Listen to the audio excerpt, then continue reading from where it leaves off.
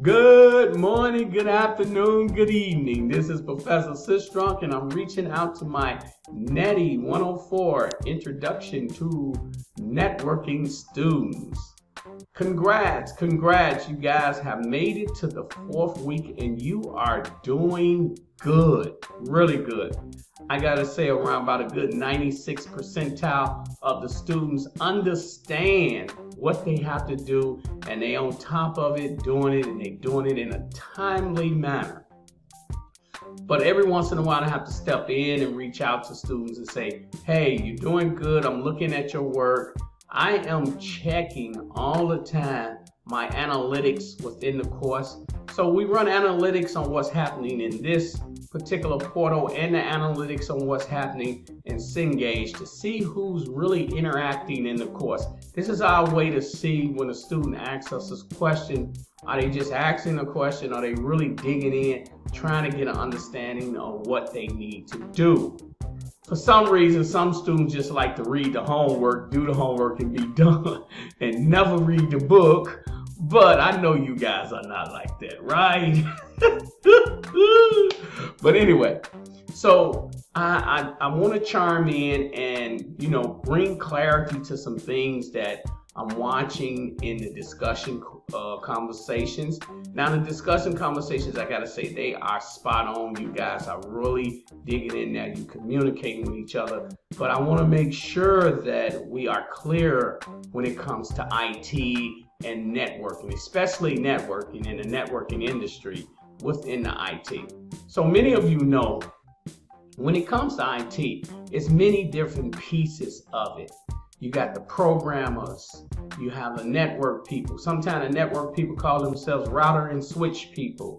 You have the technicians, you have desktop support. I can go on and on and on all the people that play a role in keeping the networking functioning. But what's important in this last discussion question is we talked about documentation and we talked about also passwords and security and things to that effect. The first thing when it comes to documentation, you're going to see me make a few comments in here. Documentation is extremely important. It's so important that we tie your paycheck to how much you document. We have this thing in the industry called a ticket. Now, a ticket is what we in the IT industry name what we call problems. If someone's having a problem on their computer, they put in a ticket, and the ticket goes to the IT person, whether they email the IT department or we have a tracking system that will look at the entire network, and then they put a ticket within there and it goes to the IT department. But what's important when it comes to documentation in the IT department is we document everything. Everything has to be documented. We label stuff, we document stuff, we keep records of stuff. We don't worry about people hacking us and getting the information because we keep it supposedly in the most secure place in the company. And it really is, but you got a few companies out there that drops the ball. Yeah, they drop it. Also, when it comes to documentation, it's our pathway to see what we did in the past, what we're doing in the present, and how we're moving towards the future. If you don't document, you won't know what happened in the past. You will not know what's happening in the present, and you definitely can't see your future. So that's what IT departments want to make sure that they have. Now, how do we get people to document? Because one thing we learn, especially when it's new people who are hired, they do not want to document. Guess what we came up with? If you don't document, we can tell because it will affect your pay. So every time you receive a ticket, you have to document everything that you did. And we have a certain thing that we set up for documentation because we want to make sure you just don't write a bunch of stories in there. You got to tell us what the problem is. You have to tell us what did you do, the steps that you do to resolve the problem. And then you have to tell us, did the problem get resolved or did you have to execute it up to the next level? So sometimes you can't solve a problem and you have to take it to the next level. You just have to do it. But when it comes to the different devices we want to have documentation on every one of those devices, because we may have to connect to the vendor because a router went down, a switch went down, or something went down, and we need to pull up the documentation while we're talking to the vendor to show the vendors that we followed their steps on how to implement that particular device within our organization. So documentation on every level is critical, and you know good IT departments based on the fact of their documentation. If when you're working in an IT department, if you're not documenting, guess what? You in a junk house. I'm sorry to say, but you are, because you need to know what's happening. So we have these things that we call knowledge banks, where everything that is documented goes into the system. And like someone said in here, when something happened, instead of trying to figure it out every time it happened, we just go into the knowledge bank, we pull it up, we look at the last ticket when that happened, we pull it up, and then we read that, and then we do it and fix the problem. Real quick, fast, in a hurry. We don't need a technician, an engineer spending hours trying to figure out the problem. You know, this is like the Star Trek. A problem happened, we fix it in seconds. That's how we want to be. So documentation is important. The next thing you guys was talking about were troubleshooting passwords. You was throwing passwords in there. Now, if you look at the particular discussion topic, it says documenting a network is essential in troubleshooting and support. It is essential, meaning your pay gonna be based on that, because if you do not document, at the end of the year, at the end of the quarters, we're gonna look at your work and we're gonna say, what is this person doing?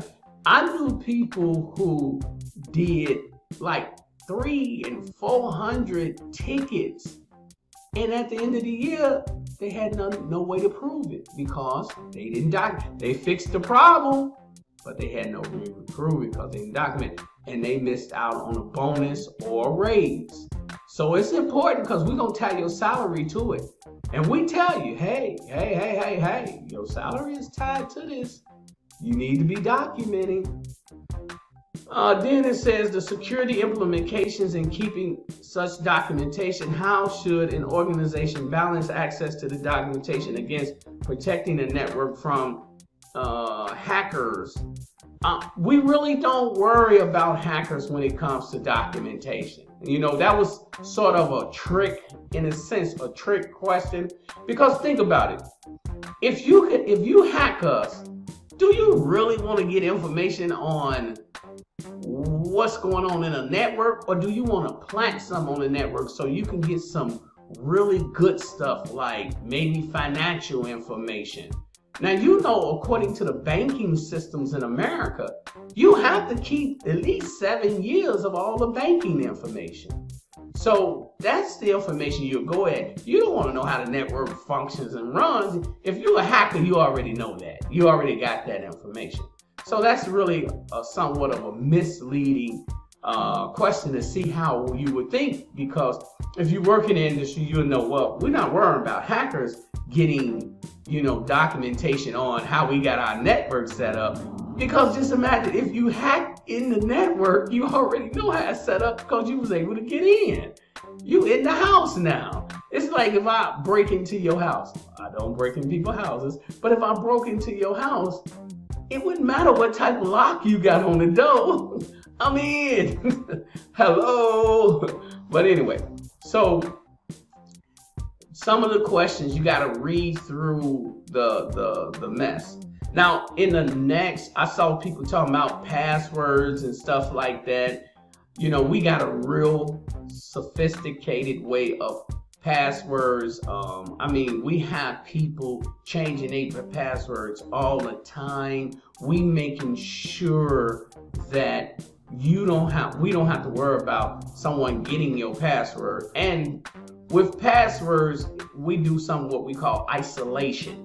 We can tell who account's been hacked based on their information that's moving through. If someone got your information and they come into our organization and they hacking us, we know it was you. We know you slacked up in what your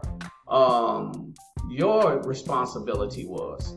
So we have a tendency of training staff. We are consistently training staff all the time.